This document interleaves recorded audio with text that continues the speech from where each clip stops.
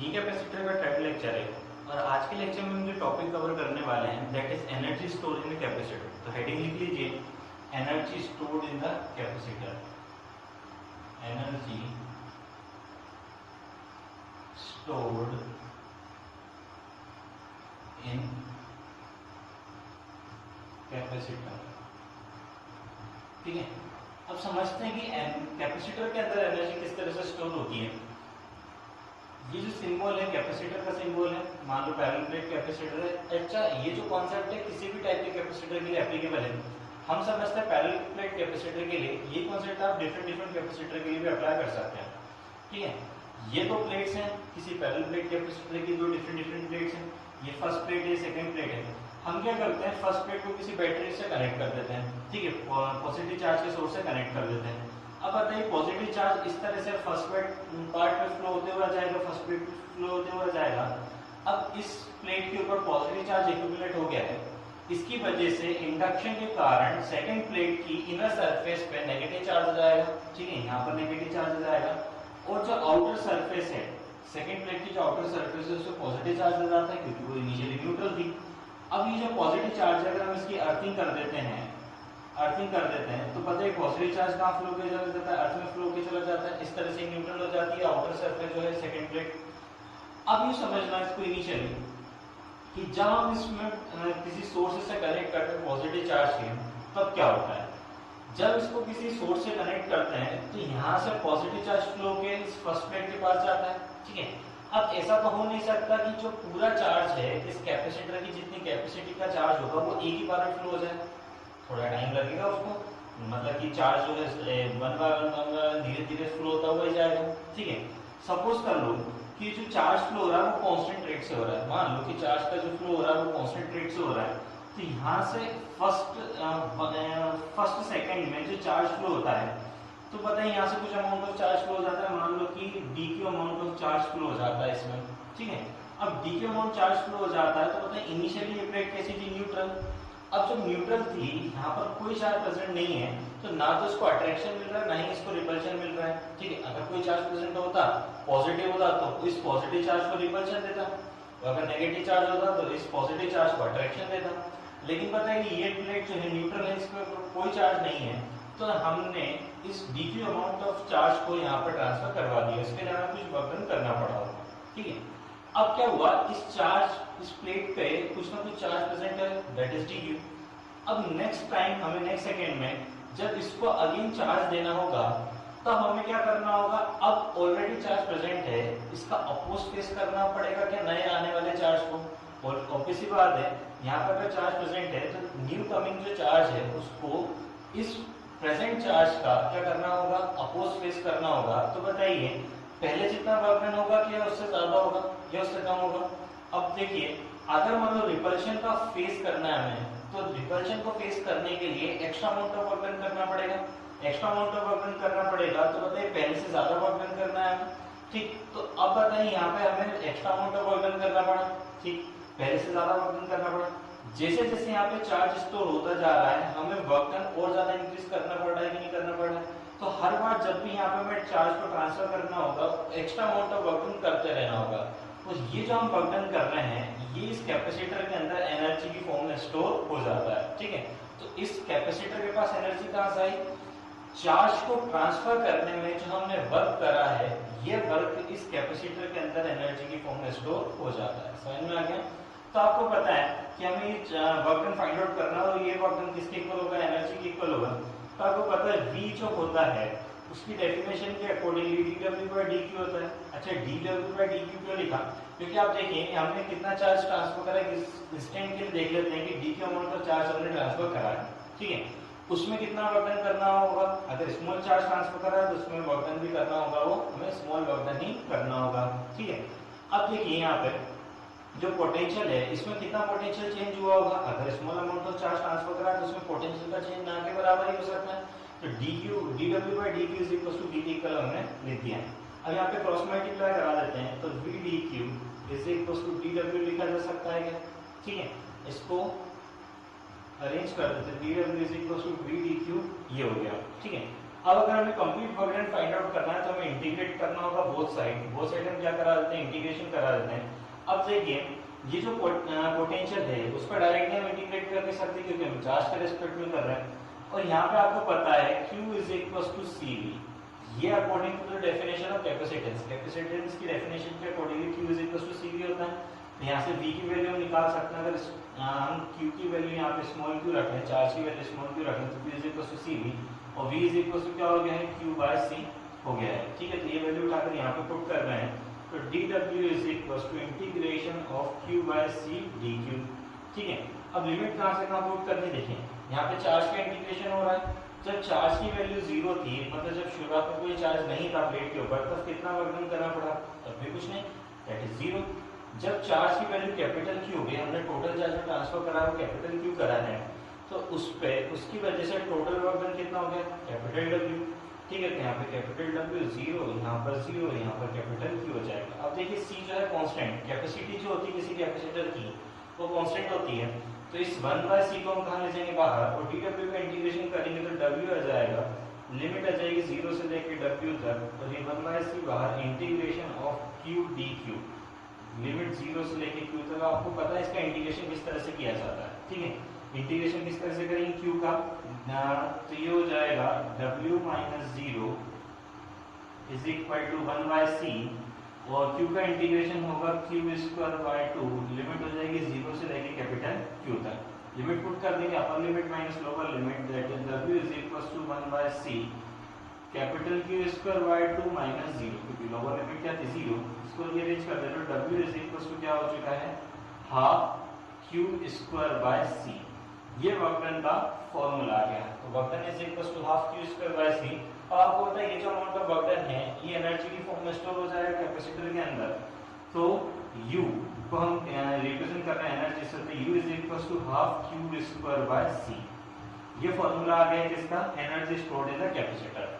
अब आपको एक चीज और पता है कि यहाँ पे हम Q is equal to C भी लिखते हैं। ठीक है, अब टोटल चार्ज, अब देखिए आप सोच रहे हैं कि स्मॉल q क्यों नहीं, रीजन ये है कि टोटल चार्ज कितना ट्रांसफर हो चुका है, कैपिटल Q, तो capital Q is equal to C भी हम लेंगे। तो यहाँ से Q की एक Q की वैल्यू हम C भी पुट करेंगे तो नेक्स्ट एक और फॉर्मूला आ जाएगा, तो U is equal to half एक Q को एज इट इज रहने देंगे, तो यहाँ पे 2 Q है तो सेकंड Q के प्लेस पर हम C भी पुट कर देंगे और अपन में क्या हो जाएगा C, ये दोनों कैंसिल, तो U इज इक्वल टू हो चुका है हाफ QV।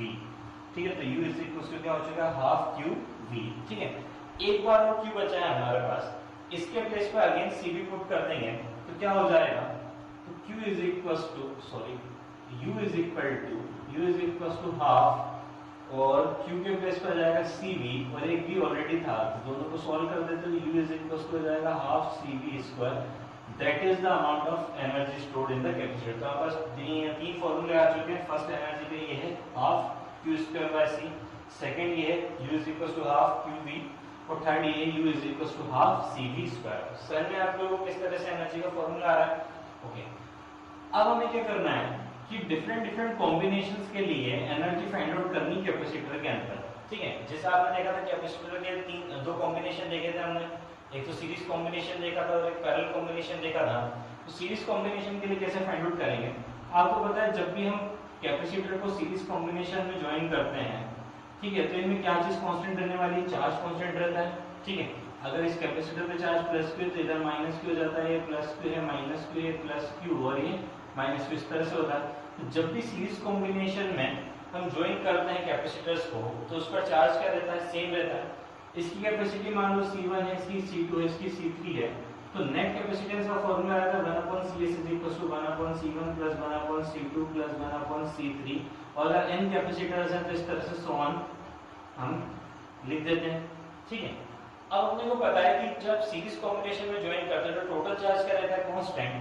अब U इज इक्वल टू क्या है फॉर्मूला, हाफ, ये वाला फॉर्मूला लगा सकते हैं क्या, फर्स्ट वाला, क्यों, क्योंकि चार्ज क्या रहने वाला है, कांस्टेंट। ठीक है, और कैपेसिटी क्या हो जाएगी टोटल कॉम्बिनेशन की Q²/CS। अब CS क्यों लिखा उसको समझना।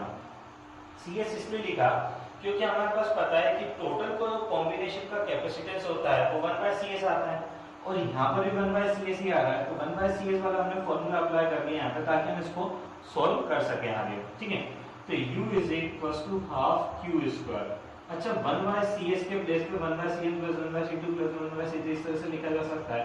तो 1/c1 plus 1/c2 plus 1/c3 up to 1/cn, क्योंकि यहाँ पास n कैपेसिटर है, ठीक है, अप टू 1/cn लिख देंगे, ठीक है। इसका अंदर मल्टीप्लाई करा देते हैं, तो u इज इक्वल टू हो जाएगा हमारे पास half q square by c1 plus half q square by c2 plus half q square by c3 up to half q square by cn, ठीक है।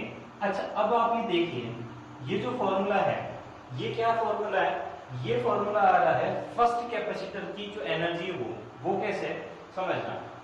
एक कैपेसिटर के पास जो एनर्जी होती है उसका फॉर्मूला आता है half q square by c। अब बताइए सभी कैपेसिटर के पास जो चार्ज है वो सेम है, तो फर्स्ट कैपेसिटर की कैपेसिटी जो C1 है तो U is equal to half q square by C1 हो जाएगा। सेकंड कैपेसिटर की एनर्जी फाइंड आउट करने के लिए केवल C2, थर्ड के लिए फाइंड आउट करने के लिए C3 और ऐसे nth कैपेसिटर की कैपेसिटी फाइंड आउट करने के लिए, सॉरी एनर्जी फाइंड आउट करने के लिए हम क्या लिख देंगे Cn। तो इसका मतलब क्या हुआ, ये जो फॉर्मूला है वो फर्स्ट कैपेसिटर की एनर्जी है प्लस ये सेकंड कैपेसिटर, ये थर्ड कैपेसिटर और इस तरह से ये nth कैपेसिटर की कैपेसिटी का फॉर्मूला आ गया। क्या समझ में आप लोगों को?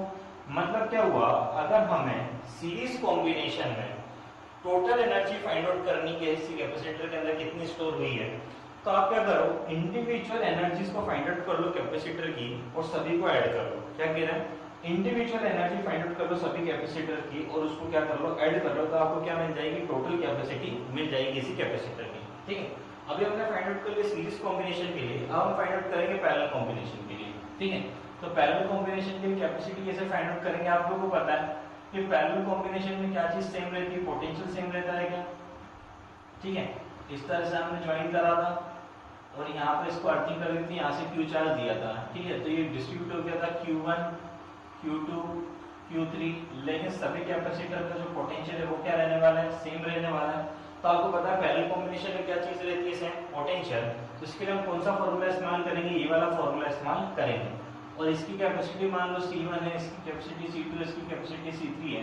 तो नेट कैपेसिटी जो होती है पैरेलल कॉम्बिनेशन में उसका फॉर्मूला हमने देखा था C1 plus C2 plus C3, और अगर n कैपेसिटर है तो आपको क्या हो जाएगा, Cn हो जाएगा। ये फॉर्मूला याद है आप लोगों को, ठीक है, पढ़ा था हमने जब कॉम्बिनेशन ऑफ कैपेसिटर देखा था तब। अच्छा एक बात और बताएं कि इस कैपेसिटर की एनर्जी क्या हो जाएगी, इस कैपेसिटर की एनर्जी के लिए फॉर्मूला हम लगा सकते हैं क्या, U is equal to, first है तो U1 हो जाएगा, U1 इज इक्वल टू क्या हो जाएगा, half CV square C1 V square हो जाएगा क्या, क्योंकि देखिए सभी कैपेसिटर का पोटेंशियल कितना है V, तो हाफ C1 V स्क्वायर, उसकी कैपेसिटी कितनी है C1। सेकंड वाले के लिए फाइंड आउट करेंगे तो U2 इज इक्वल टू क्या हो जाएगा, half C2 V square. Third वाले के लिए फाइंड आउट करेंगे U इज इक्वल टू, तो क्या हो जाएगा, हाफ C3 V स्क्वायर, ठीक है। इसी तरीके से अगर हमें टोटल कैपेसिटी फाइंड आउट करनी है, sorry total energy find out करनी है, that is equal to half CPV square हो जाएगा क्या, क्योंकि देखिए एक कैपेसिटर हो, दो हो, तीन हो या 10 हो, पैरेलल कॉम्बिनेशन में टोटल पोटेंशियल क्या रहता है, same, that is equal to V।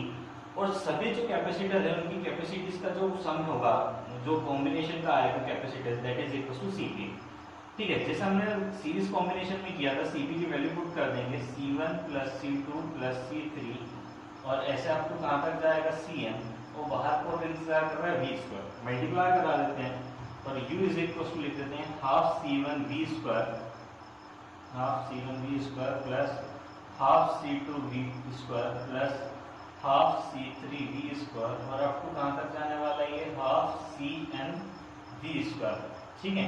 अब आपको पता है ये जो है ना फॉर्मूला है किसका है, फर्स्ट कैपेसिटर की एनर्जी का, that is U1 plus U2 plus U3, ऐसे आपको कहाँ तक जाएगा, UN तक जाएगा। अच्छा एक कमाल की बात, क्या कमाल की बात है, चाहे आपका सीरीज कॉम्बिनेशन में टोटल एनर्जी फाइंड आउट करनी हो, चाहे पैरेलल कॉम्बिनेशन में टोटल एनर्जी फाइंड आउट करनी हो, ठीक है, दोनों ही केस में जो एनर्जी आएगी टोटल वो इंडिविजुअल एनर्जी के सम के इक्वल आएगी। मतलब आपके पास अगर तीन कैपेसिटर तो तीनों की एनर्जी को इंडिविजुअली ऐड कर दो तो आपको टोटल एनर्जी कितनी स्टोर होने वाली है वो पता चल जाएगा। अच्छा एक एग्जांपल से देखते हैं, अगर आपने पास 3 टैंक है, ठीक है, 3 वाटर के टैंक है हमारे पास, आप चाहे उनको सीरीज कॉम्बिनेशन में ऐड कर दो चाहे पैरेलल कॉम्बिनेशन में ऐड कर लो, हर एक की कैपेसिटी अगर अलग अलग है, जैसे एक के अंदर 10 लीटर पानी आता है, एक के अंदर 20 लीटर, एक के अंदर आता है 30 लीटर, ठीक है, जो टोटल वाटर हम स्टोर कर सकते हैं वो किसके इक्वल हो जाएगा, तीनों के सम के इक्वल हो जाएगा, मतलब कि 10 + 20 + 30 that is equal to 60 litre के इक्वल हो जाएगा। चाहे आप उनको सीरीज कॉम्बिनेशन में ऐड करो चाहे पैरेलल कॉम्बिनेशन में ऐड करो, कैसे भी करो, टोटल वाटर जो स्टोर होने वाला है वो तो कितना हो जाएगा, 60 लीटर ही। सेम केस यहाँ पे, चाहे आप कैपेसिटर को सीरीज कॉम्बिनेशन में ऐड करो चाहे पैरेलल कॉम्बिनेशन में ऐड करो, टोटल एनर्जी का जो फॉर्मूला है वो क्या होगा, U = U1 + U2 + U3 up to UN, ठीक है। एक छोटा सा कॉन्सेप्ट और बचा है यहाँ पर, that is equals to energy density. Energy density of the capacitor, वो भी हम देख लेते हैं किस तरह से एनर्जी डेंसिटी फाइंड आउट करेंगे किसी कैपेसिटर की। तो एनर्जी डेंसिटी का जो डेफिनेशन है वो इस तरह से है, एनर्जी डेंसिटी हमें पढ़ना है। देखिए एनर्जी डेंसिटी क्या होता है, एनर्जी